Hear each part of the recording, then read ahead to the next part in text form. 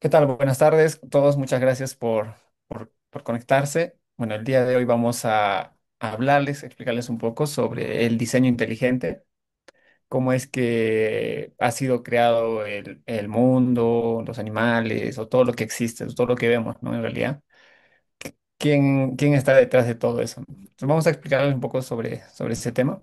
Siguiente, por favor. Bueno, según lo que nos dice la Biblia, en Colosenses 1:16-17 nos dice, ¿no? ¿Por qué? Porque en Él fueron creadas todas las cosas, las que hay en los cielos y las que hay en la tierra, visibles e invisibles, sean tronos, sean dominios, sean principados, sean potestades, todo fue creado por medio de Él y para Él. Y Él es antes de todas las cosas y todas las cosas en Él subsisten, ¿no? Bueno, eso nos dice la Biblia, ¿no? Que hay un creador, que en este caso es Dios, que Él creó todo lo que vemos, todo, dice, ¿no? No dice solo una parte, no dice solo tal cosa, sino nos dice todo. Y también acá nos dice que Él era antes de todas las cosas, o sea, antes de que todo existiera, estaba Dios y después fueron creados, ¿no? Eso nos dice la Biblia, pero vamos a ver qué nos dice la ciencia, los filósofos y todo lo demás, ¿no? Siguiente, por favor. Bueno, una pregunta que tenemos acá es, ¿el tiempo y el azar son la explicación para todo lo que vemos? O sea, todo lo que nosotros vemos a nuestro alrededor, será la explicación decir que el azar ha sido, o sea, el azar con el tiempo fueron creados, ¿no? No sé, ponte un animal o una planta, es como que se lanzaron al azar varias cosas y mediante millones y millones de años fueron saliendo, ¿no? Cada cosa, cada creación, ¿no? Creo que a simple vista no suceden así las cosas, ¿no? El azar no hace que las cosas salgan, ¿no? En el mundo, ¿no? Siguiente, por favor. Bueno, acá tenemos, si encontraras esta nota y este objeto en el suelo lunar, ¿cómo explicarías su origen? Nos dicen, ¿no? Imagínense que ustedes vayan a la luna, estén ahí y encuentren esto, ¿no? Esta nota y creo que hay como un soldadito de plomo ahí. ¿Cuál sería la explicación que ustedes tendrían para su origen, ¿no? Que tal vez en la Luna durante millones de años hayan habido, no sé, objetos ahí dando vueltas o tratando de mezclarse, que en una de esas se juntaron y salieron esto, o esto que vemos, o sería que pensaríamos que llegó alguien ahí y lo dejó, ¿no? O alguien, o sea, un ser más que estaba antes de nosotros que lo creó y lo dejó ahí, ¿no? Un ser humano en este caso podría ser que podríamos pensar, ¿no? Entonces, esto nos da a entender que detrás de algo, de esto hay alguien, ¿no? Que tuvo la inteligencia de poder hacer esto, ¿no? Siguiente, por favor. Bueno, el físico teórico y divulgador científico Michio Kaku nos dice, el azar no tiene sentido, ¿no? Existe una fuerza inteligente que lo gobierna todo, ¿no? O sea, que no, que todo lo que vemos no puede ser por azar, no salió de la nada, ¿no? Sino que hay alguien que gobierna todo todavía en realidad, ¿no? Que sigue gobernando actualmente, ¿no? De todo lo que vemos, ¿no? Siguiente. Y acá Robbie Collins nos dice que él es un doctor de física, doctor de filosofía, licenciado en matemáticas, ¿no? Es también autor de varios libros y conferencista. Nos habla de la existencia de Dios. Y él nos dice que hay un universo bien afinado, ¿no? O sea, que todo lo que está dentro de la creación está milimétricamente funcionando, ¿no? Si el Sol, por ejemplo, se alejaría un poco de la Tierra, tal vez no tendríamos la temperatura que necesitamos, ¿no? Haría mucho frío, nos congelaríamos, ¿no? Y si se acercaría un poco más a la Tierra, tal vez nos quemaríamos, ¿no? Y así cada cosa que sucede, ¿no? Lo mismo pasa con la gravedad, ¿no? Si la gravedad aumentaría un poco, reduciría un poco, habría un caos, ¿no? Entonces, todo lo que funciona en el universo está bien afinado, ¿no?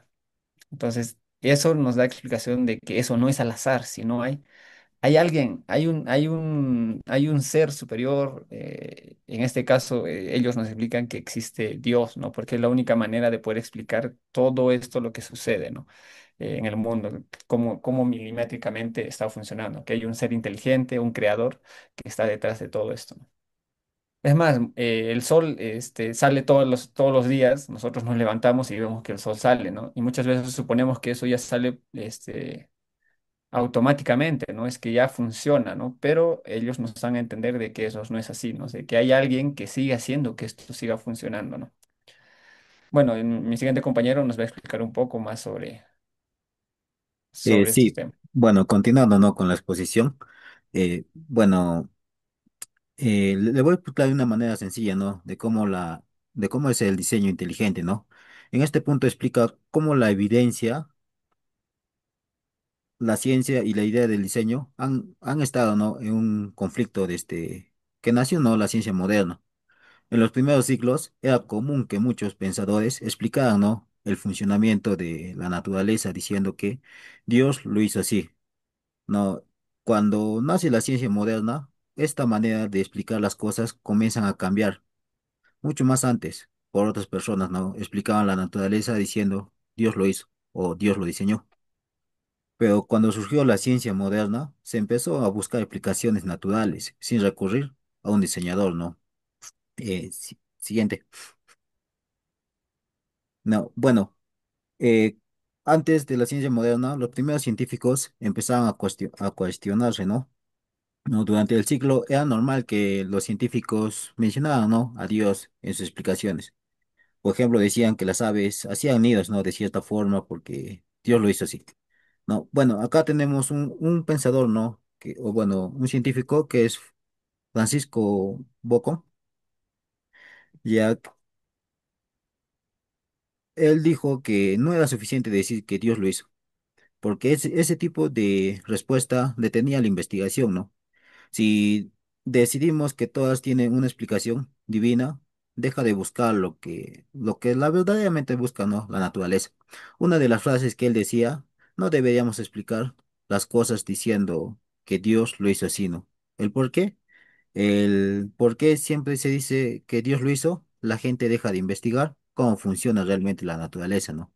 Eso frena el progreso científico, ¿no? Bueno, después se encontró, ¿no? Lo que es el segundo científico, que es René Descartes, ¿no? Quien propone que la ciencia no debe basarse en suposiciones sobre lo que Dios quiere o pretende, ¿no? Porque estas intenciones no lo podemos conocer para él. La ciencia debe explicarte de una forma a partir de leyes naturales, no de propósitos divinos. Él agregó esta objeción, ¿no? Que no podemos saber qué pretende Dios, porque eso no podemos decir que algo fue hecho para un propósito. Para él prácticamente la ciencia debía buscar leyes naturales y no suposiciones divinas, ¿no? O la explicación religiosa debía quedarse aparte. Más adelante encontramos lo que es a David Hunde, que también es un científico que critica, ¿no? La idea del diseño desde dos puntos importantes. Primero dice que los seres humanos a veces ven patrones donde no hay, así que siempre podemos confiar en nuestras interpretaciones. Y el segundo afirma que aunque la naturaleza pareciera no diseñada, no podemos asegurarnos quién sería ese diseñador, ni cuáles serían las intenciones, ¿no? Hune acató el diseño desde dos ángulos. No podemos estar seguros de que realmente hay un diseño natural. Aunque hubiera diseño, no sabemos qué diseño, ¿no? Se podría decir que, según Jungle, hay muchos dioses. Un dios imperfecto o seres experimentados, ¿no? Con diseños buenos o malos. Siguiente. Ade- Y bueno, finalmente tenemos, ¿no? A lo que es al científico también, Charles Darwin, quien surge con una explicación alternativa, ¿no? Que va a marcar un antes y un después, ¿no? Lo que es el darwinismo. Porque propone que que la apariencia perfección de los seres vivos no es el resultado de un diseño, sino que es un proceso de selección natural, ¿no? Es decir, que los organismos más aptos sobreviven y dejan descendencia, ¿no? Mientras que los menos aptos desaparecen. Es por esa razón que los seres vivos parecen diseñados, ¿no? Pero en realidad es un proceso natural. Darwin no lo destruyó. Él diseñó, no prácticamente, pero cuando cambió de explicar su teoría, que los seres vivos no parecen diseñados por un por una inteligencia, ¿no? Sino por selección natural. Dentro de ellos nos surgen las organizaciones más aptos que sobreviven, los menos aptos que mueren. Es por eso que quedan, ¿no? La impresión de estar prácticamente diseñados. Siguiente. La idea de resurgimiento del diseño inteligente, ¿no? A pesar de Hume y Darwin, el argumento del diseño no murió. Hoy en día existe el movimiento del diseño inteligente, que afirma que algunas estructuras biológicas no pueden ser explicadas por procesos naturales. El diseño inteligente sostiene que hay una estructura biológica tan compleja que según ellos no pueden explicarlo, ¿no? Solo por procesos naturales. Como un ejemplo sería, ¿no? El ADN o el ojo humano, ¿no? Bueno, en el ojo humano a menudo se menciona como un órgano que necesita, ¿no? Necesita una retina, lente, córnea, nervio, óptico, músculo, conexión con el cerebro, y eso prácticamente no nace solo, no. Simplemente, según el diseño inteligente, muestra que todas esas partes deben estar presentes y funcionando de una vez, o sea, de un acto. Eh, bueno, en conclusión, la relación entre el diseño inteligente y la ciencia moderna muestra el debate, ¿no? Continuo entre las explicaciones basadas de la fe en causas inteligentes y las explicaciones basadas en procesos naturales.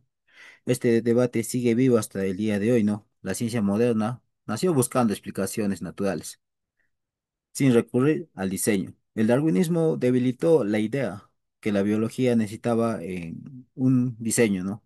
Paso a mi compañero. Bueno, compañeros, bueno, amigos, mejor dicho, vamos a hablar sobre un pilar, ¿no? Fundamental del diseño inteligente, pues, que es la complejidad irreducible, ¿no?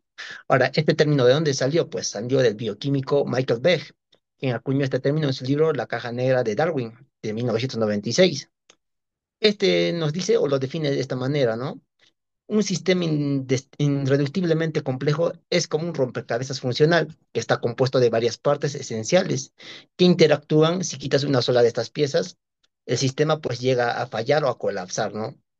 Imaginemos pues ahora como vemos en el ejemplo una trampa de ratones, ¿no? Para hacerlo más simple. Esta está formada pues, ¿no? Por un resorte, un martillo, una barrita, ¿no? Que sujeta todo esto. ¿Y qué pasa si llegamos a quitar el resorte? Pues esta trampa pues deja de ser útil, deja de funcionar. ¿O qué pasa si quitamos la barrita, ¿no? Que sujeta. Sigue siendo inútil, ¿no? Entonces, ¿qué nos quiere decir esto? Que este sistema o esta trampa necesita de todas sus partes y que estén presentes y trabajen juntas, ¿no? ¿Para qué? Para poder ser funcional. Ahora, traslademos esta idea, ¿no? Esta idea simple a la biología, ¿no? A la biología actual, ¿no? Behe nos argumenta que la vida está llena de estas trampas de ratones moleculares, ¿no? Que son sistemas donde múltiples componentes deben estar presentes y funcionando al mismo tiempo, y en donde si llega a faltar uno solo, pues el sistema va a colapsar, como ya dije, y y no va a ser posible, ¿no? Muchas veces la vida. Ahora vamos por los ejemplos, ¿no? Ejemplos sobre este tema. ¿Dónde encontramos estos sistemas en la vida real, ¿no? Pues adentrémonos en el mundo microscópico, ¿no? Hablemos del ejemplo más común o ¿no? Que más se ve, que es el flagelo bacteriano, que es un motor, literalmente es un motor fuera de borda, microscópico, pequeñito, que como se puede ver en la imagen, tiene una hélice, un motor, un eje, una junta de rotación. Y si llega a faltar la junta, el motor se inunda y no gira, ¿no? Y si llega a faltar un extractor, pues la fuerza no tiene fuerza, ¿no? Entonces, ¿qué quiere decir esto? Que si es que llega a faltar una sola parte, un solo componente de esto, pues este flagelo deja de funcionar, ¿no? Este es un sistema irreductiblemente complejo que está en la naturaleza y que se vea, ¿no? Y este necesita de todas sus piezas, ¿para qué? Para poder nadar, ¿no? Para hacer que las bacterias naden, ¿no? Estamos hablando de la colita, ese es el flagelo.